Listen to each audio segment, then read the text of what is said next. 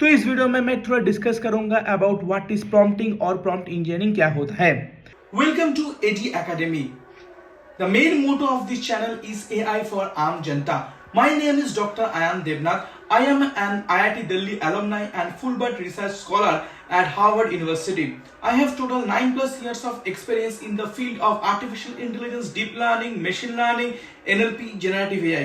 Let's watch this video. Welcome to my metaverse. तो हम लोग देखे होंगे दैट चैट जीपीटी में एक विंडो आता है जहाँ पे हम लोग कुछ लिखते हैं, जैसे हम लोग कुछ इनपुट देते हैं तो वो जो विंडो है उसको हम लोग प्रॉम्प्ट कहते हैं। तो उस विंडो में सपोज मैंने लिख दिया व्हाट इज आर्टिफिशियल इंटेलिजेंस, तो ये जो इनपुट है ये अंदर चला जाता है लैंग्वेज मॉडल के अंदर। तो लैंग्वेज मॉडल फिर उसको प्रोसेस करता है और कुछ आउटपुट जनरेट करता है।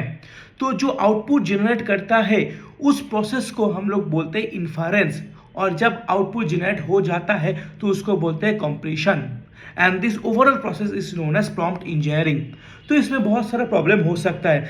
सपोज जो आंसर आपके पास आ रहा है वो आंसर डायरेक्टली कोरिलेट नहीं कर रहा है टू द क्वेश्चन जो आप प्रॉम्प्ट में पूछे हो, नहीं तो ऐसा भी हो सकता है कुछ गलत आंसर दे रहा है।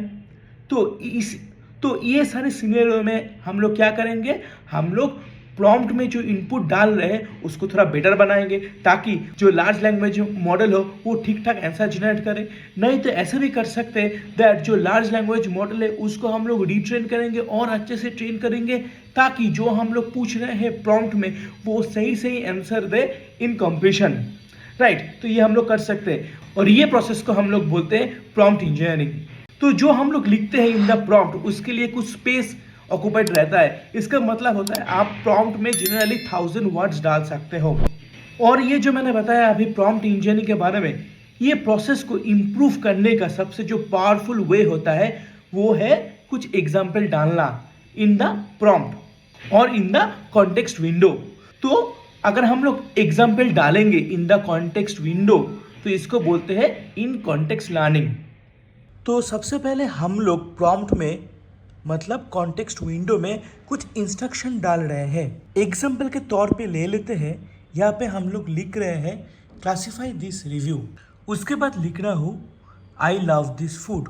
तो ये रिव्यू पॉजिटिव है और नेगेटिव है उसके बेसिस पे हम लोग सेंटिमेंट एनालिसिस कर रहे हैं, नहीं तो रेस्टोरेंट रिव्यू कर रहे हैं। तो प्रॉम्प्ट का कुछ पार्ट है। फर्स्ट पार्ट में हम लोग बोल रहे हैं क्लासीफाई करना है इस रिव्यू को, उसके बाद हम लोग वो रिव्यू डाल रहे हैं in the form of a statement. Then हम लोग मालूम करना चाहते हैं ये सेंटिमेंट पॉजिटिव है और नेगेटिव है। ये जो मेथड है इसको हम लोग बोलते हैं ज़ीरो शॉट लर्निंग और ज़ीरो शॉट इन्फरेंस। अगर मेरा LLM और लार्ज लैंग्वेज मॉडल काफ़ी अच्छे से ट्रेन हुआ है बहुत सारे डेटा से, देन ज़ीरो शॉट लर्निंग और ज़ीरो शॉट इन्फरेंस अच्छे से काम करता है। तो अभी हम लोग जानेंगे अबाउट वन शॉट लर्निंग और अबाउट वन शॉट इन्फरेंस। तो इसमें क्या कर रहे हैं, इसमें हम लोग प्रॉम्प्ट में कुछ इंस्ट्रक्शन और टास्क दे रहे हैं बट विथ वन एग्जाम्पल। तो जैसे यहाँ पे हम लोग देख रहे हैं दैट हम लोग प्रॉम्प्ट में हम लोग पूछ रहे हैं और हम लोग टास्क दे रहे हैं दैट क्लासीफाई दिस रिव्यू, और हम लोग एक एग्जाम्पल दे रहे हैं that I love this food और इसका सेंटिमेंट है पॉजिटिव। नाउ हम लोग एक क्वेश्चन पूछ रहे हैं प्रॉम्प्ट को that I don't like this game, तो इसका सेंटिमेंट क्या होगा। अब ये हम लोग डाल दिए as an input to the large language model, and large language model क्या कर रहे हैं, एक आउटपुट जनरेट कर रहे हैं जिस प्रोसेस को हम लोग बोलते हैं inference. Large language model inference provide कर रहा है, मतलब आउटपुट प्रोवाइड कर रहा है, और आउटपुट प्रोवाइड एक बार हो गया तो उस प्रोसेस को बोलते हैं कंप्लीशन। तो आउटपुट प्रोवाइड करने के बाद हम लोग क्या देख रहे हैं दैट ये आउटपुट प्रोवाइड कर रहा है एज अ नेगेटिव। तो ये नेगेटिव क्यों प्रोवाइड कर रहे हैं, क्योंकि यहाँ पे लिखा है आई डोंट लाइक, तो don't like is negative, so negative provide कर रहा है, मतलब ठीक ठाक ही प्रोवाइड कर रहा है। तो ये जो प्रोसेस है इसको बोलते हैं वन शॉट लर्निंग और वन शॉट इन्फरेंस, क्योंकि हम लोग प्रॉम्प्ट में एक टास्क दे रहे हैं और उसके साथ एक एग्जाम्पल दे के बोल रहे हैं अगर ये टास्क आपको करना है तो ये एग्जाम्पल है। अभी हम लोग एक क्वेश्चन उसको पूछ के बोल रहे हैं तो इसका आंसर क्या होगा। तो सिंस ये जो लार्ज लैंग्वेज मॉडल है ये सीख रहे हैं बेस्ड ऑन द एग्जाम्पल, तो जो क्वेश्चन है वो उसको सही ढंग से कर पाएगा।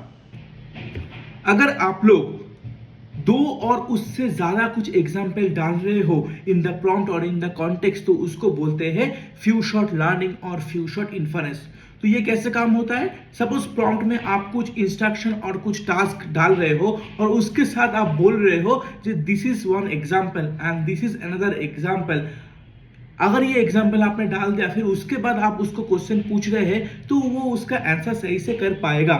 जैसे यहाँ पे आप बोल रहे हैं दैट क्लासिफाई दिस रिव्यू, तो ये टास्क हो गया। तो उसको क्या करना है, ये जो रिव्यू है इसको वो क्लासिफाई करेगा। तो उसके एग्जाम्पल दे रहे हो that I love this food, अगर ये होगा तो उसका सेंटिमेंट होगा positive. I don't like this game, ये सेकंड एग्जाम्पल हो गया। तो अगर ऐसा है तो उसका सेंटिमेंट क्या होगा, उसका सेंटिमेंट है नेगेटिव। नाउ आप उसको और एक टास्क दे रहे हो, बोल रहे हो आई लव द मूवी, तो इसमें इसका सेंटिमेंट क्या होगा ये आपको पूछना है। तो ये आप पूछ रहे हो in the prompt it is going as an input to the large language model, और फिर लार्ज लैंग्वेज मॉडल आपको एक इन्फरेंस दे रहा है और आफ्टर कंप्लीशन आपको क्या मिल रहा है that it is a positive sentiment. ये पॉजिटिव सेंटिमेंट क्यों मिल रहा है, क्योंकि आपने उसको सीखा है पहले by giving some example that I love the food मतलब पॉजिटिव सेंटिमेंट हो गया, I don't like मतलब नेगेटिव सेंटिमेंट हो गया, और आप उसको पूछ रहे हो I love the food, तो ये क्या सेंटिमेंट होगा, ये पॉजिटिव सेंटिमेंट होगा। तो अगर आप प्रॉम्प्ट को सिखा रहे हो कुछ एग्जाम्पल देके, 2 और 3 से ज्यादा एग्जाम्पल देके, तो वो हो जाता है फ्यू शॉट लर्निंग और फ्यू शॉट इन्फरेंस। सो अभी समराइज करते हैं zero shot learning, one shot learning and few shot learning. तो जीरो शॉट लर्निंग क्या है, दैट प्रॉम्प्ट में हम लोग कुछ टास्क और इंस्ट्रक्शन दे रहे हैं बिना कोई एग्जाम्पल का और डायरेक्टली लार्ज लैंग्वेज मॉडल को पूछ रहे हैं दैट इसका क्या जवाब रहेगा।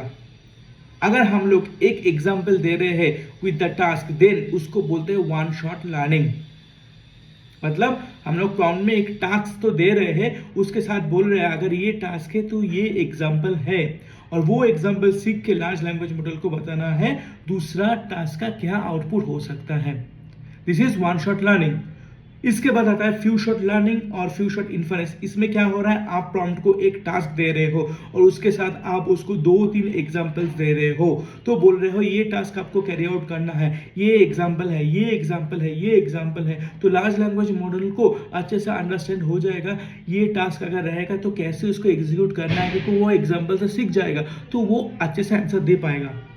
नाउ आपके अगर इंक्विजिटिव माइंड हो तो आपके दिमाग में ये क्वेश्चन आना चाहिए दैट जीरो शॉट लर्निंग में हम लोग कोई एग्जांपल नहीं दे रहे हैं, वन शॉट फ्यू शॉट में हम लोग एग्जांपल्स दे रहे हैं, तो कितना एग्जांपल देना सही रहेगा, राइट। ये क्वेश्चन आ सकता है आपके माइंड में।